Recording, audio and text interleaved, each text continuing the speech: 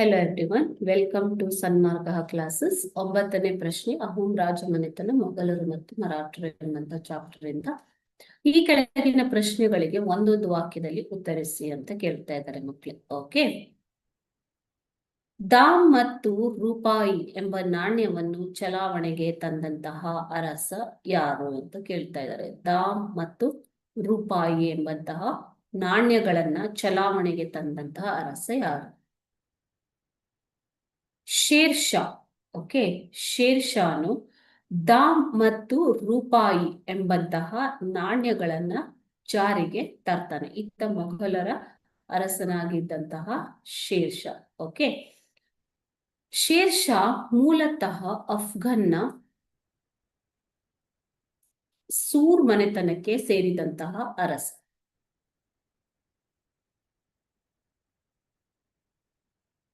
Afghan ಸೂರ್ ಮನೆತನಕ್ಕೆ ಸೇರಿದಂತಹ ಅರಸ ಮಕ್ಕಳೇ.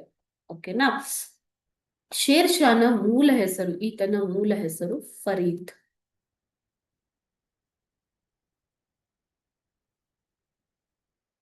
ಮೂಲ ಹೆಸರು ಫರೀದ್. ಓಕೆ, ಸೊ ಈತನು ಒಬ್ಬ ಆಡಳಿತ ವ್ಯವಸ್ಥೆಯ ಮುಖ್ಯಸ್ಥನಾಗಿದ್ದಂತಹ ವ್ಯಕ್ತಿ. ಈತ ದಕ್ಷ ಮಂತ್ರಿಮಂಡಲವನ್ನ ಹೊಂದಿದ್ದನು. ಓಕೆ, ಸೊ ತನ್ನ ಒಂದು ಆಡಳಿತದಲ್ಲಿ ದಾಮ್ ಮತ್ತು ರೂಪಾಯಿ ಎಂಬಂತಹ ನಾಣ್ಯಗಳನ್ನ ಚಲಾವಣೆಗೆ ತಂದಿದ್ದನು. ಈತನ ಬೆಳ್ಳಿಯ ರೂಪಾಯಿ ನಾಣ್ಯದ ತೂಕ, ಬೆಳ್ಳಿಯ ರೂಪಾಯಿ ನಾಣ್ಯದ ತೂಕ